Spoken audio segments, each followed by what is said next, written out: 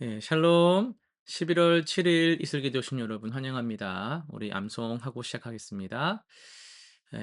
시편 121편 7, 8절입니다. 여호와께서 너를 지켜 모든 환난을 면하게 하시며 또 내 영혼을 지키시리로다. 여호와께서 너의 출입을 지금부터 영원까지 지키시리로다. 한 번 더 하겠습니다. 여호와께서 너를 지켜 모든 환난을 면하게 하시며 또 내 영혼을 지키시리로다. 여호와께서 너의 출입을 지금부터 영원까지 지키시리로다. 아멘. 야, 오늘 우리는 열왕기하 20장 그리고 히브리서 2장, 호세아 13장, 시편 137에서 138편의 내용을 보응이라는 관점에서 함께 살펴보겠습니다. 열왕기하 20장입니다. 히스기야 왕이 죽을 병에 걸렸을 때 그는 벽을 향해 통곡하며 전심으로 하나님께 기도했습니다. 하나님은 그의 기도와 눈물을 보시고 무려 15년의 생명을 더하시며 아수르로부터의 구원을 약속하셨습니다. 이것은 하나님께서 어 진실한 마음으로 드리는 기도에 응답하신다라는 것을 지금 보여주고 있어요.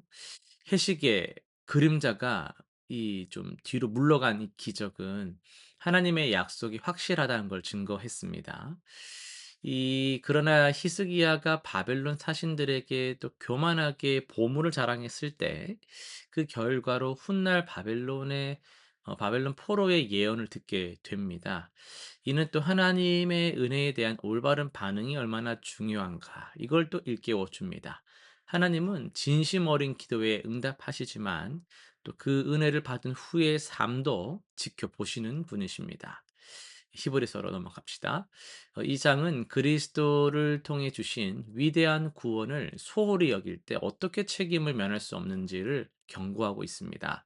천사들을 통해 전한 율법도 어기면 공정한 이 보응을 받았는데 하물며 주님께서 직접 선포하신 구원의 복음을 무시한다면 어떻게 그 책임을 면하겠느냐라는 것이죠. 예수님은 인간의 몸을 입으시고 고난 받으심으로 우리를 죄와 죽음의 권세에서 해방시키셨어요. 그분은 우리와 같은 시험을 당하셨기에 우리의 연약함을 이해하시고 도우실 수 있습니다. 따라서 이렇게 완전한 구원을 받은 우리는 더욱 주의를 기울여서 믿음 안에 거해야만 합니다. 은혜는 값없이 주시는 선물이지만은 그렇다고 가볍게 여겨서는 안 됩니다. 하나님의 구원은 진지한 응답을 요구합니다. 호세아 13장입니다. 하나님께서 이제 에브라임을 이스라엘을 애굽에서 구원하시고 높이셨으나 그들은 번영 속에서 교만해져서 하나님을 잊어버렸습니다. 바알 숭배와 우상 제조에 빠진 그들에게 하나님은 사자, 표범, 곰처럼 맹렬히 심판하시겠다고 경고하십니다. 네가 스스로 패망하였느니라는 말씀은 그들의 멸망이 하나님의 잔인함 때문이 아니라 자신들의 선택의 결과다라는 걸 보여주죠. 하나님은 그들의 왕이 되어 구원하기를 원하셨으나 그들이 거부했습니다. 음부와 사망에서 속량하시겠다라는 약속에도 불구하고 회개 없는 죄는 반드시 결과를 낳습니다. 이는 하나님의 사랑이 무조건적 방임이 아니라 공의로운 심판을 포함한다라는 걸 가르쳐 주죠. 은혜를 배반한 죄는 더 큰 책임을 요구합니다. 오늘 시편 138편을 통해서 예배하는 자에게 임하는 하나님의 보응이란 제목으로 말씀을 전하려고 합니다.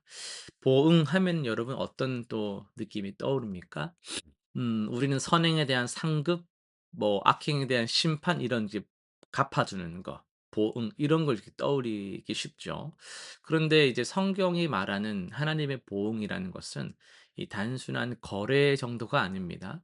그것은 이 관계 속에서 이루어지는 하나님의 신실한 응답이거든요. 시편 138편은 고난을 통과한 다윗이 이 하나님께 드리는 감사의 노래입니다. 그는 전심으로 감사하고 찬송했을 때 하나님께서 어떻게 응답하셨는지를 고백해요. 다윗은 내가 전심으로 주께 감사하오며 신들 앞에서 주께 찬송하리이다라고 노래를 합니다. 여기서 전심으로란 표현이 중요해요.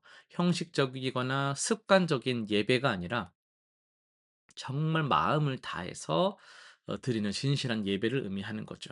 신들 앞에서란 표현은 음 이방 신전이나 그 우상들이 만연한 그 세상 한복판에서도 '나 주저함 없이 하나님만 높이겠다.'라는 담대한 고백입니다. 다윗은 하나님의 인자하심과 성실하심, 곧 변함없는 사랑과 신뢰할 수 있는 약속을 경험했기에 이렇게 찬송할 수 있었습니다. 그가 부르짖을 때 하나님은 응답하셨고 그의 영혼에 힘을 주셨어요. 이것이 하나님의 보응입니다. 우리가 진심으로 하나님을 찾을 때 그분은 우리 내면에 힘과 용기를 부으십니다. 놀라운 것은 4절이에요. 여호와여, 세상의 모든 왕들이 주께 감사할 것은 그들이 주의 입의 말씀을 들었음이오며. 한 사람의 진실한 예배가 파급력을 가집니다. 다윗의 고백은 개인적 체험에 그치지 않고 열방의 왕들이 하나님의 영광을 보게 만드는 증거가 됩니다. 우리의 예배도 마찬가지예요. 내가 드리는 한 번의 진실한 감사, 한편의 찬송이 누군가에게 하나님을 알리는 통로가 됩니다. 하나님은 높으신 분이시지만 겸손한 자를 돌아보시는 분이십니다. 교만한 자는 멀리 계신 것처럼 느껴지지만 낮아진 자에겐 오히려 가까이 오시는 분이세요. 예배하는 자에 대한 하나님의 보응은 친밀한 임재입니다. 7, 8절은 더 깊은 위로를 주는데요. 내가 환난 중에 다닐지라도 주께서 나를 살아나게 하시고 그리고 주의 오른손이 나를 구원하시리이다. 하나님의 보응은 환난이 없는 삶을 보장하지 않습니다. 오히려 환난 한복판에서도 우리를 살리시고 지키시는 것입니다.